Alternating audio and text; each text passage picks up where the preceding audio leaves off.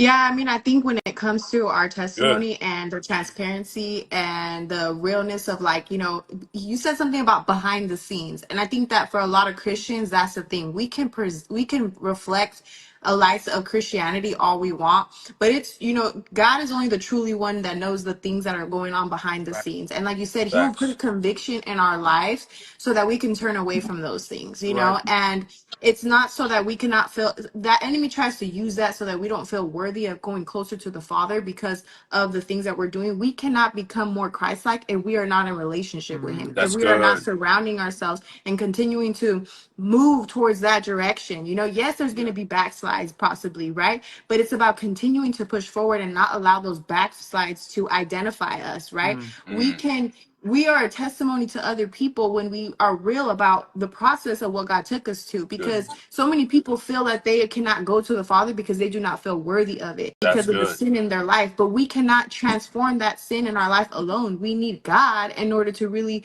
do the transformation. We got to become one with Him. His seed needs to be put in us in order to birth good fruit, to That's good. birth a new life, to be reborn in Him, So Yeah. That's fire.